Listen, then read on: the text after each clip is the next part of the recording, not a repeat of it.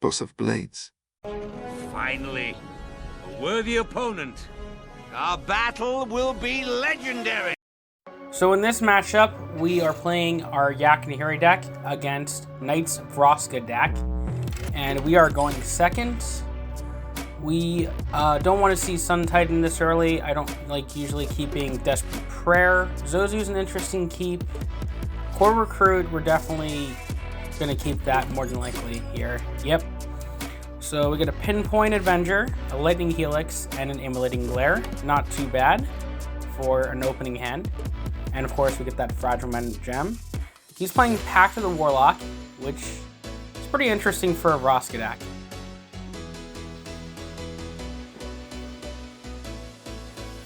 Alright, he does not have the grub on one.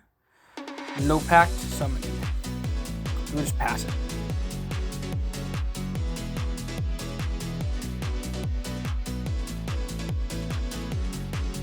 And he drops the Dark Confidant. Alright. So we're just going to attack with the Recruit. Pop a Champion's Grit just to be safe. Though we're pretty likely that he doesn't actually have a way to kill our Recruit because of the shield from armor. There is the Quasit. Looks like he got it as his third card in. Otherwise, he definitely would have played a turn one. He's got a Merchant of Death, and now it's back to us. So we're going to drop the Healer. Heal ourselves for 3. Heal ourselves for 3. Pop the Grit just to be safe. And then we're going to swing again. We are not afraid of the Westvale because we are running Pyroclasms and a bunch of other ways to deal with the Demonic Priest. Takes the 2, goes to 20, then 19, then heals back to 20 because of the Quasit.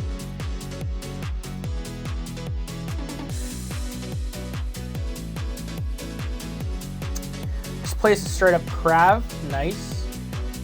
Takes the Merchant out, gets to draw 2 cards. Very nice interaction with Vraska.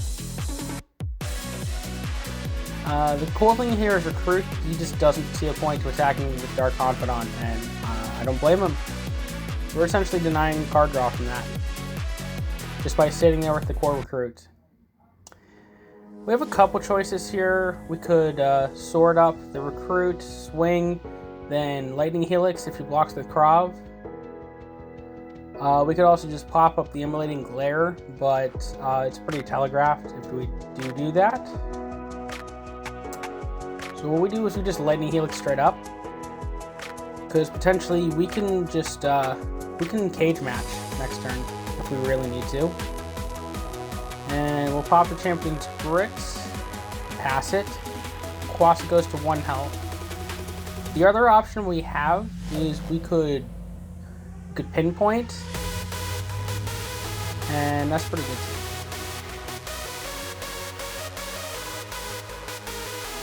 And there's the sign that moves our Recruit. We have 4 turns and see no Yaks, so it's not looking too good.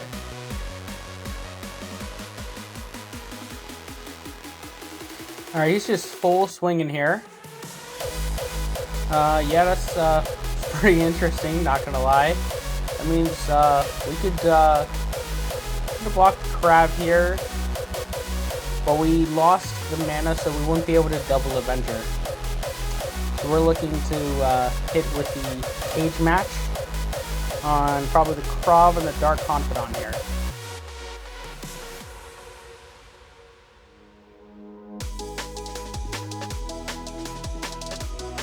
Yep, hitting the Crab and the Dark Confidant. Kind of makes the Bone Club annoying, but the Quasit dies instantly because it loses all his health. The Bone Club can basically attack, and we have no reason to block it. So yeah, we're just gonna either block it and Pinpoint next turn. Yep.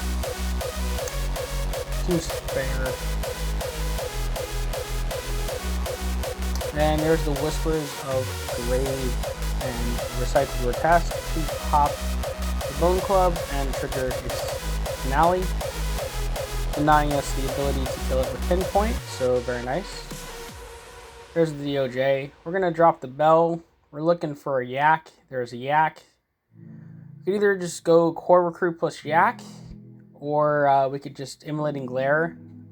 I'm not really a fan of Immolating Glaring here, so we're going to drop the Yak and the Core Recruit here. That's probably the plan here. Yep, there's my Core Recruit, there's my Yak, and then pass the turn. He's at 12 damage, so I mean, if we attacked, he might have taken it. But we kind of want to land a flip on his turn, because we don't actually have a lot of great ways to remove the priest other than the Day of Judgment. Swinging with the recycled, and yeah, we're just gonna block. See your incentive not to just block here. And there's the throne. Daybreak. Yep, that's an interesting ad that he had in his list. I actually almost forgot about the Daybreak. There's the cage match off the top, which is just going to full clear his board here. Then we're going to Alarm Bell. There's the other Yak. So we got 2 Yaks. We're looking really good here. We got 2 Yaks out. This Palace triggers, gives him another Demonic Priest. 18 to 16.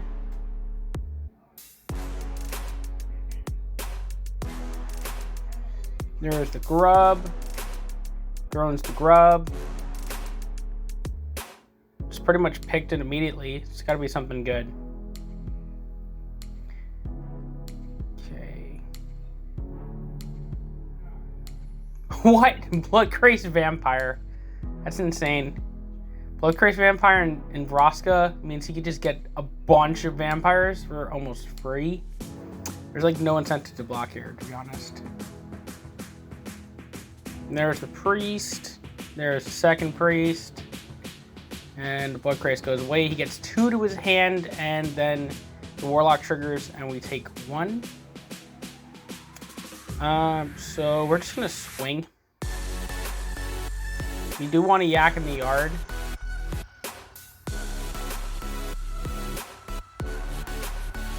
Box the bigger Yak, makes sense. Box the smaller Yak, okay. We're gonna go ahead and now we basically have a clear board. We're gonna second Suns, and then we're gonna pass turn. There's the Bloodcrazed. I think he's just basically gonna play Bloodcrazed for almost the rest of the game. And honestly, I don't know if we beat that.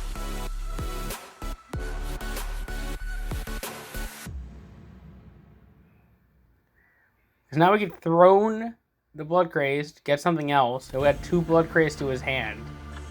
He'll be at 9 mana the next turn. He'll be able to Bloodcrazed 3 times in a turn.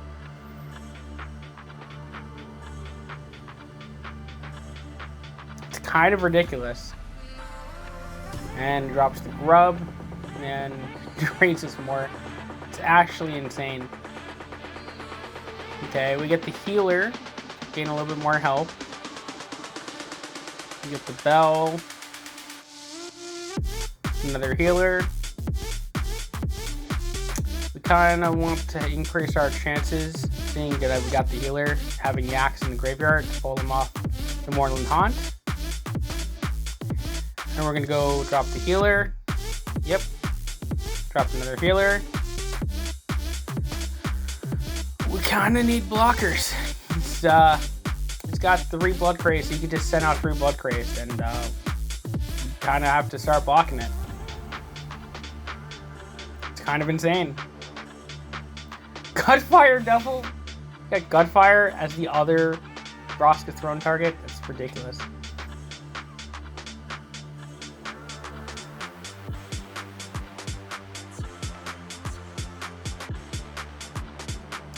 Yeah, we're gonna chump with the 1/1 fire here, and we're gonna take the 1. I mean, in his case, I mean, I guess you don't want to just go 3 Bloodcrazed because then you overdraw, but I mean, it's guaranteed at minimum 3 damage. But now we can start getting Gutfire. There's a Death Shadow. That's something I gotta deal with. Yeah, he does. He does have, in fact, have some Death Shadows. I mean, by Day of Judgment, then Yak, he'll drop 3 Blood Crazed, and I think I basically would die to that, so we're gonna pop up the Glare and hope that he takes the bait with the Death Shadow.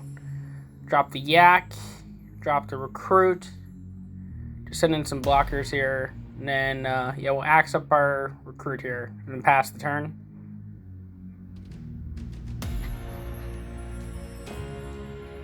Palace triggers again.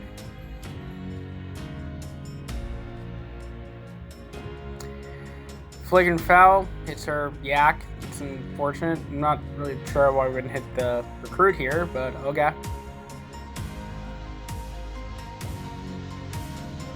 I mean, I guess the flying damage could potentially, make a diff. He does fall for the Glare, and the Gut Fire, so we're just gonna take 2. Can't really afford to just take 2, but it's better than taking 2 anyway when the Gut Fire dies. There's the Priest. Basically, Throne giving him the Bloodthirst, and Gutfire means he has essentially damage in hand that is draining us, and Inevitability is on his side. Okay.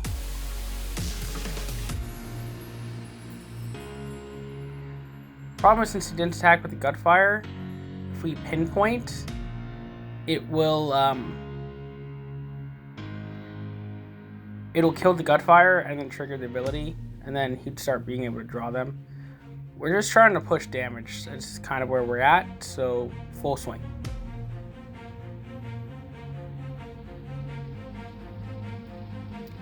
Blocks the Zozu, goes to 29, takes the rest because he has no blockers. Puts him down to 20, pop up the Grit. We have great outs here. Drain Blood hits the Zozu. That's actually good because we get to crit it back.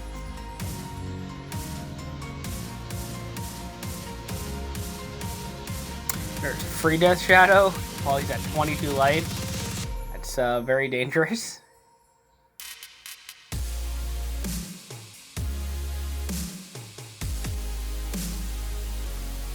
There's Blood Crazed.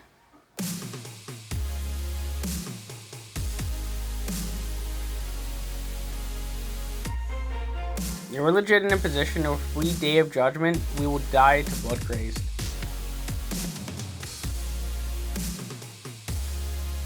Kind of have to block the Blood Crazed. We go to 13.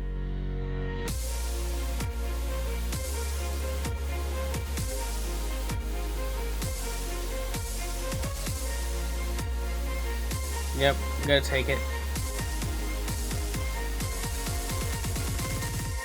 Steward to hit the Gutfire anyway. Cool card there. So that pushes us 2, so we're at 9. Now we're at 8. So if we Day of Judgment, we are definitely dead to the Blood-Cursed vampires. There's another Throne, and Moorland Haunt gives us the Yak. Nice. But I don't think there's a way to win at this point. Blood Craze gave him just infinite damage loops, so he's just able to play 3 Blood Craze a turn at this point, and then just overdraw, and he would just be able to make us take a minimum of 3, and he'll gain back 3. If we Day of Judgment, we're gonna be dead, because we'll take 4 damage from each Blood Craze, and he can play 3 of them. It would only have 1 blocker. Yeah, we're just going over what we could do. I think, honestly, we're just going to be like, hey, we're going for damage quest.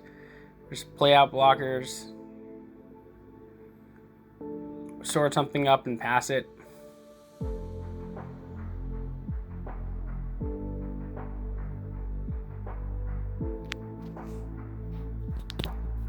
And there is the Gutfire Devil.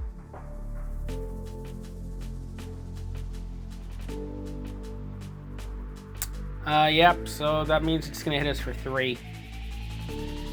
And that puts us to 1. So he literally can just play a Blood Curse and then pass turn and we die. Good game, one night. But pretty sure my sideboard is with the Eminent Archangels. It's gonna make the diff here. Swinging anyway. It's got that damage quest too. So we're gonna block and then we're gonna take the 1. And good game, night. That's bullshit! You want to play? Let's play. Oh my god, bro. Oh, hell no, man. Alright, let's get into game 2. And we are going second again. So, yeah, we got the recruits. We don't want the Day of Judgment. We don't want the grits. We don't want any of this. We kind of just want to get more stuff. We got a Zozu, a Helix, Pyro, a recruit. Looking a little bit better. Keeping the recruits not too bad. But the second spell of the Warlock is actually real feels bad for the recruit because we don't get to take advantage of the armor. Let's see. Has the Quasit on 1. Of course, he's just going to play it. So nice. We don't incentivize to play anything on 1. Just pass it. We could, if he commits a bit more to the board, we might just Pyroclasm here. Because we do have the extra card. He does drop the Grub. It's pretty not the worst Pyroclasm. It may kind of just delays his second spell of Warlock if he has it. Yeah, we'll just go ahead and Pyroclasm. Take the +1 here.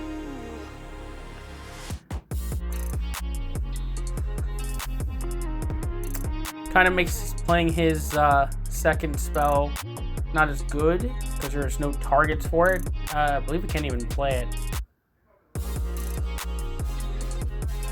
So there's the Soul of the Wood here. Pretty good. I don't really care much about it. I could just drop the recruit and swing into it with the sword, but he would just take it. Yeah, I'm still gonna probably do it. It kind of wastes off his sign if he has it. Just gonna take it anyway. So he likely does actually have second Warlock skill. Yep, and there it is. But it's kind of worth it because it makes his turn very non-aggressive. And it gets rid of it on less than premium targets. So we are pretty good with that.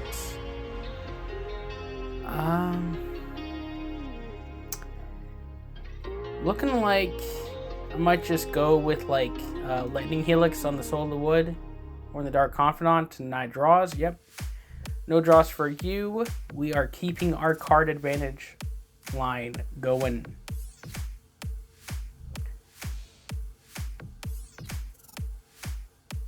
Alright, we're taking 3 again from the Soul of the Wood.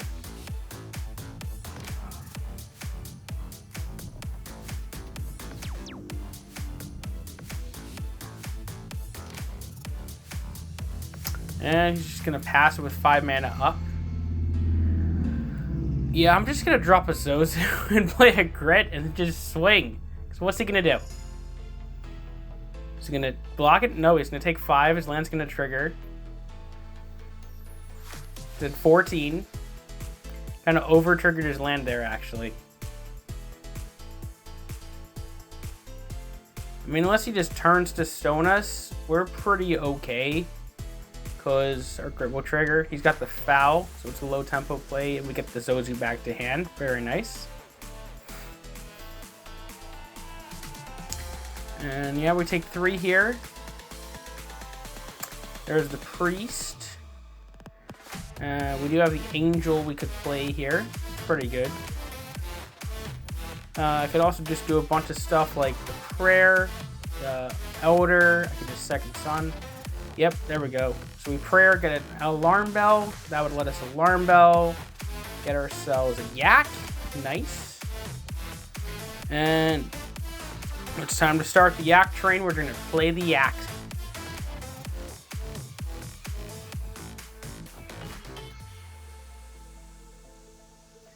A lot of this matchup is dependent on basically if Vraska's thrown something insane, we just can't beat it.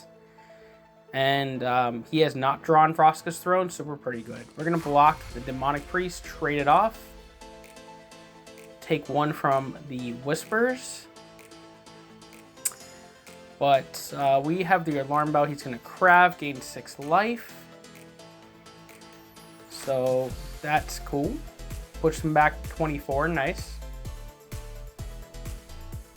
But our Haunt's going to trigger, and it's going to give us a Core Recruit. We're going to Alarm Bell again. And we get another Yak. So we're going to pop the Attack Yak and the Immolating Glare. That's pretty good. Play the Recruit, play the Yak, swing with the Recruit, take the 1, and pass the turn over. Palace triggers. We have a huge card advantage lead. We're like +3 over him right now. And he knows that since we have 3 up, we probably have the Glare. A lot of the time I try to bait Glare and make it seem like I have it when I don't, but Knight's been really smart playing around it. We have 2 Glares, and we know he has Treetops, more than likely, in the sideboard, I believe. He just falls for the Glare, though, so we good. I think he's been baited enough times that he's just going to fall for it sometimes. And there's the Death Shadow. Yep. So now it's an interesting thing. Does he think we have another Glare? Because we actually do. We're going to Desperate Prayer first, though. And, yeah. We are going to pop the Glare.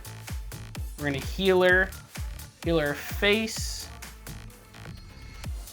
We're going to attack with the Recruit. Just going to take the 1. And more than likely, he's like, yeah, there's no way he has another Glare. But he might have another Glare, so he's just attacking with the Priest. Very, very smart play there, and he just loses the Priest. Keeps the Death Shadow on the board.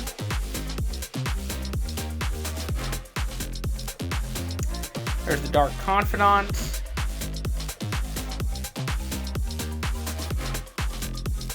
And we get the Lightning Helix again. Good Lightning Helix, the second Dark Confidant. Seems pretty good. Heal ourselves for 4. Play the Alarm Bell. Get another healer. Play the other healer. Lose the Tracker Snare. I'm A-okay with that. I figured he would sideboard that in. I'm good losing a Leonin healer trigger to a Tracker Snare. That's fine. At least it wasn't a Yak or Icing Death or something. That's actually important. Alright, he's just contemplating just swinging in with the Death Shadow. Grabs the Elite Forest Guard though first. So he gets to add a Plummet and plummet away our core recruits. We are blocking with the Yak. The reason we are blocking with the Yak is we want more Yaks in the graveyard so that they can be pulled off with the Moorland Contract. Get it? Top decking the Day of Judgment here. Very nice. We're gonna do the Alarm Bell, get another recruit. We're gonna Second Sun. We're pretty good. Like, we're not like incentivized to actually like, care at this point. Would have sorted if anyone, honestly. Something we're just willing to trade off. We could do it on the Recruit, but that puts too much basket on Turn to Stone. We need the Foul here anyway to take out the Recruit. It's just gonna, what, full swing? So yeah, we'll block the Death Shadow here. No Throne still, it's turn 10. Throne is the main card he needs to actually beat us. And we're gonna take the 3. We're considering doing the Archangel here. It's not that bad. No. A top deck cage match is actually not too bad. It's pretty good. Like, I have the plan I could go Archangel plus cage match. That'd be pretty good. But this is also pretty good. Yep. I think I hold on to cage matches too long. Like, I'm trying to get the 2-for-1 off of them, and like it could have been pretty good to cage match here and swing with the Elder, because he wouldn't block, he wouldn't trade with the Death Shadow. But he's not gonna be able to really swing here either, because he would be trading with the Archangel, and that's not very good for him either.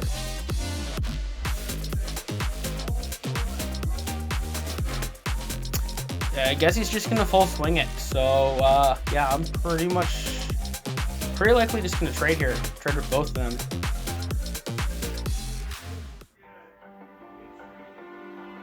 I mean, value. We only take 1 damage then off of the trigger, and if he plays like anything, we can just cage match and not Day of Judgment. Day of Judgment is the big reset button. We don't always want to do that.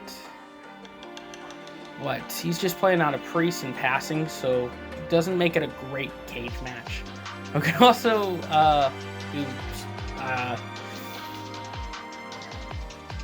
we got a Yak. That's pretty good. We do have a Yak. We could just sword up, swing, Day of Judgment, drop a Yak. It's not the worst.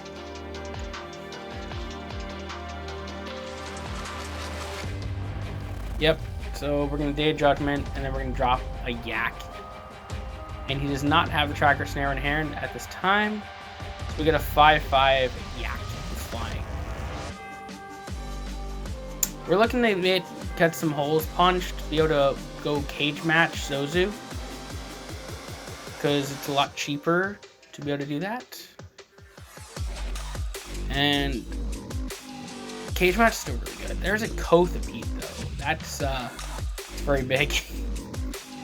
Goes for the card draw, which is very interesting. Okay. It's going for the card draw. That's fine.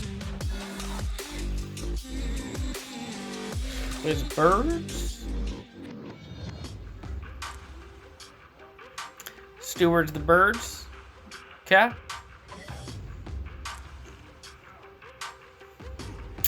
An interesting play I could do here. I could cage match and swing with Zozu. Moreland triggers and it gives us an angel, so that's pretty good.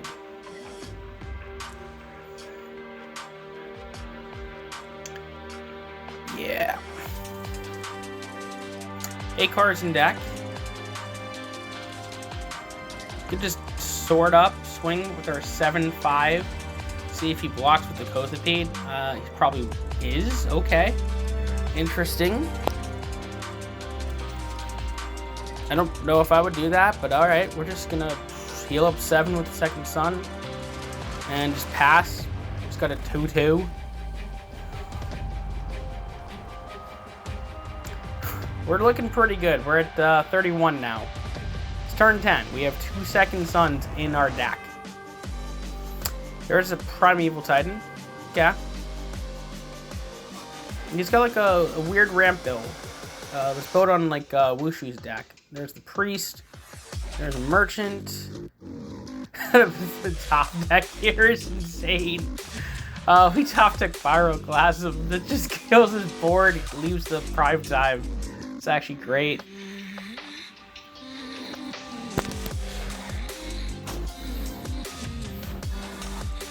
Yeah, easy Pyroclasm, right? And yeah, we're just gonna drop the Zozu. Sword up, and he has to basically block this or go to 1. Feels a lot like he's gonna block it here. Don't think he wants to go to 1. Our hand's pretty dead otherwise, but if we Moreland Zozu, I'm pretty sure we just win.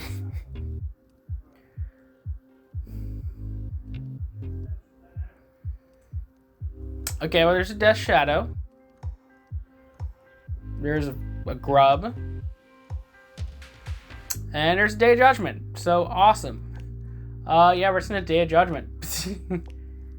And then pass the turn. I don't see a point to Archangeling, but I mean, I'll do it.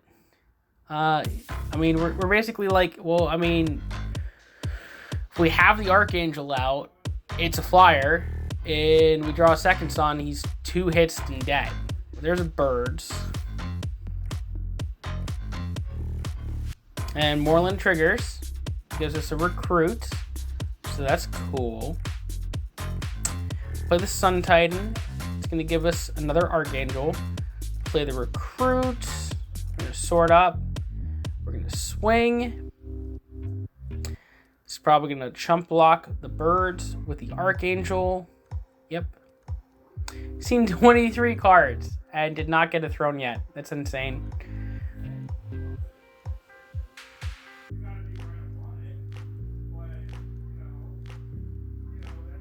There's a turn to stone on the Sun Titan. Nice. There's a Soul of the Wood. He's just kind of forcing us to leave the cage matches in hand. He's not playing anything that we could kill multiple things of. So very good navigating that. We're just going to take 2. We're at 31. And there's a second sun. Very big second sun here. He does go to 8, but now he's going to 4. Yep, and there is still one more second sun left in our deck. We're basically in the end game here, and we just turn the tables. Turn to stone on a recruit. There's his throne finally. He gets the throne. 25 cards deep in. Kinda sucks.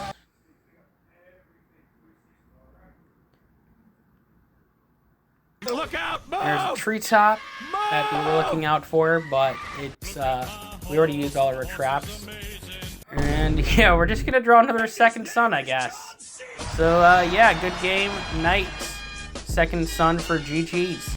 You ain't even got a sword. You just turned stuff to stone. At least I have a sword. Okay, time for game 3. Good luck to Unite.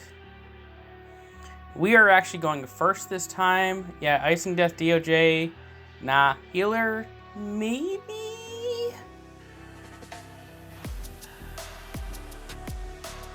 Yeah, that's fine. We'll keep the healer. Okay, we have a Grit, we have a healer, we have a Pyroclasm. This is going to be pretty interesting. Cool.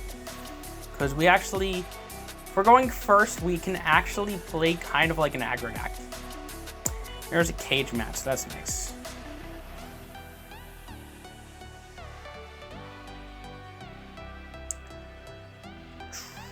Throne on 1. There it is. Yeah, we're going to go ahead and drop the healer. We're going to heal ourselves. Turn 2. Go to 27. This is part of how we can do a hybrid deck style where essentially we're an aggro deck, but we can also play control. So there's a merchant. He's going to hit the merchant with the throne, get 2 draws. Nice card advantage going on. We're going to sword up and attack. And yep, he's just going to take it, of course. There's a grub. There's a Quasit. So there's a Yak. We're pretty happy to see a Yak, of course. We're going to play the Yak. We are going to attack with the Leonin Elder.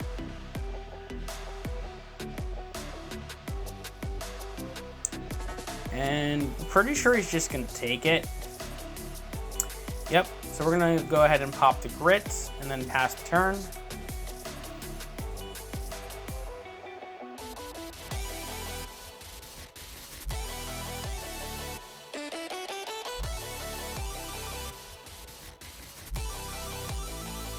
And yeah, we're easy blocking with the Yak here.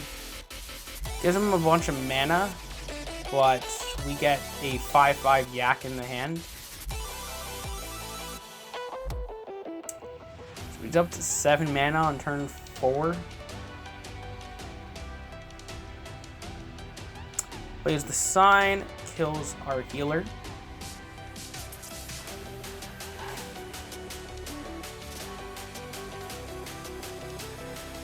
And there's another Yak. Nice. That's really awesome. So, We can drop a 5/5 and a 6/6 Yak, and that is exactly what we're doing. We could have dropped a 4/4 and a 7/7, but I don't like that. I'd rather have two different threats idling instead of one big threat and one medium threat. Because a 5/5 and 6/6 is scarier than a 7/7 and a 4/4 when they can just remove the 7/7. There is a prime time here. He's going to go ahead and thrown onto the hack to the Warlock guy.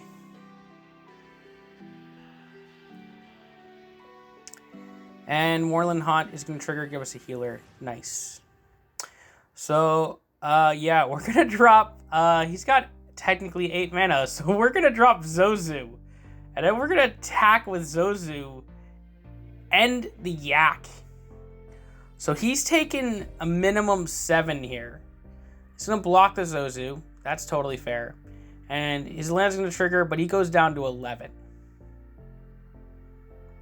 And we're doing pretty good here, because if he just like drops a bunch of priests, we have Pyroclasm and we can attack over them. But let's see,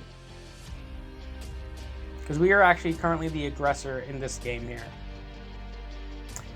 Bloodcrazed Vampire. Okay. Oh, why you do this?